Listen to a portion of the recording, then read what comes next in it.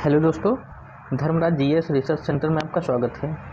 आज हम लोग भारतीय संविधान का प्रैक्टिस सेट नंबर 6 सॉल्व करेंगे, जिसके सभी प्रश्न एनसीईआरटी पर आधारित हैं। आज का हमारा टॉपिक है भारत का शासन प्रणाली। तो चलिए हम लोग आज का अपना पहला क्वेश्चन देखते हैं। हमारा पहला क्वेश्चन है, निम्नलिखित में से कौन सा राज्य का सबसे महत्वपूर्ण तत्व है? ए ध्वज, बी संप्रभुता, सी राजधानी, डी शासनाध्यक्ष। इसका राइट आंसर होगा बी संप्रभुता। इसका राइट आंसर बी संप्रभुता। हमारा 2 नंबर क्वेश्चन है, भारतीय संविधान में किस प्रकार की शासन प्रणाली की व्यवस्था की गई है?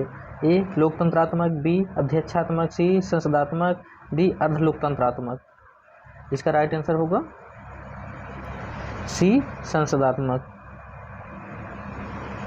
हमारा 3 नंबर क्वेश्चन है, संसदात्मक शासन व्यवस्था में ए न्यायपालिका का कार्यपालिका पर नियंत्रण होता है, बी कार्यपालिका का न्यायपालिका पर नियंत्रण होता है, सी कार्यपालिका का विधायिका पर नियंत्रण होता है, डी विधायिका का कार्यपालिका पर नियंत्रण होता है। इसका राइट आंसर होगा डी विधायिका कार्यपालिका पर नियंत्रण होता है, विधायिका का कार्यपालिका पर नियंत्रण होता है। हमारा 4 नंबर क्वेश्चन है, सर्वप्रथम संसदात्मक सरकार किस देश में आरंभ की गई?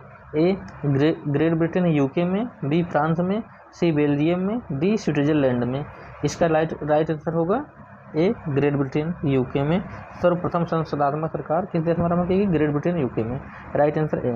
हमारा 5 नंबर क्वेश्चन है, निम्नलिखित में से कौन सी भारतीय संविधान की विशेषता नहीं है? ए संसदात्मक सरकार, बी अध्यक्षात्मक सरकार, सी स्वतंत्र न्यायपालिका, डी असंघात्मक सरकार।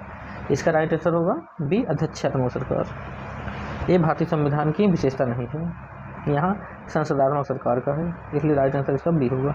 हमारा नेक्स्ट क्वेश्चन है 6 नंबर, भारतीय राजनीतिक पद्धति के बारे में निम्न में कौन सही नहीं है? भारतीय राजनीतिक पद्धति के बारे में निम्न में कौन सही नहीं है? ए धर्मनिरपेक्ष राज्य, बी संसदीय पद्धति की सरकार, सी संघीय नीति, डी राष्ट्रपति पद्धति की सरकार। इसका राइट आंसर होगा डी राष्ट्रपति पद्धति की सरकार। यह भारत में नहीं है, भारत में संसदीय पद्धति की सरकार है।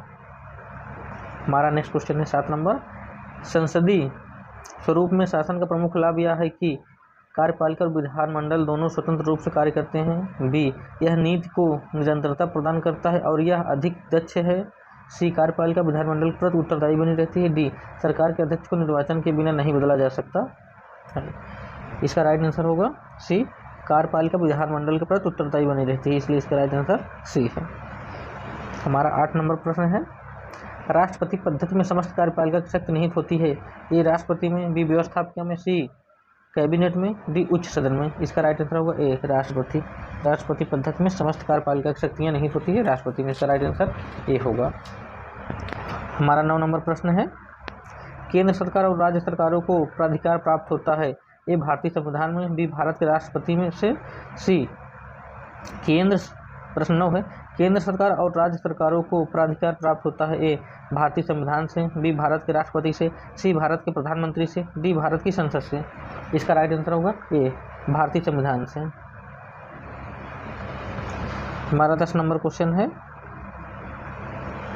निम्न में से कौन सुशासन की विशेषता नहीं है? निम्न में से कौन सुशासन की विशेषता नहीं है? ए जवाबदेही, बी पारदर्शिता, सी कानून का नियम, डी लाल फीताशाही। इसका राइट आंसर होगा डी लाल फीताशाही सुशासन की विशेषता नहीं है। हमारा 11 नंबर प्रश्न है, भारत में राजनीतिक सत्ता का प्रमुख स्रोत कौन है? ए जनता, बी संविधान, सी संसद, डी राष्ट्रपति।